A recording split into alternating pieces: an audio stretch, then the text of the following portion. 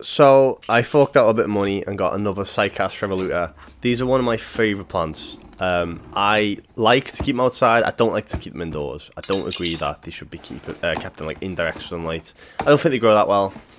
And when I got my first flush in years last year, 2023, I was just so captivated that I needed to buy more.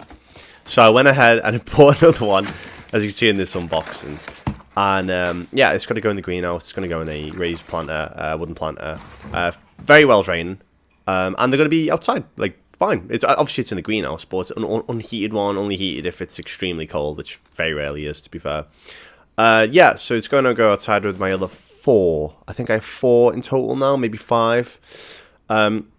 I got myself a prunus. I got two prunus, actually, two cherries. And I saw this in B&M. Obviously, I work there, so I get cream of the crop, really. And I saw it, and I thought, you know what? I don't have many cherries. So let's do it. Let's treat ourselves just before payday. I'm not particularly well-versed in these varieties, so this will be a learning curve for me as well. But I like the structure. I like the form. I like how conical it is, and it'll be fitting in a nice little area in the back. Where one of my other plants died and bit the dust during winter. But this is where my Cycas is, and it looks good, it looks homely. Obviously, it's the start of the growing season. I think this was filmed in February, so it looks a little bit nicer now in March.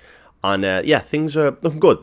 It's nice having the frost fleece off and getting some sunshine. It actually feels warm in there. You know, for the first time in like 3-4 months, it feels warm in there when the sun hits it.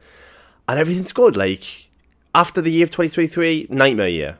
Latter 2023 start of it and 2022 latter was just a nightmare with the winter.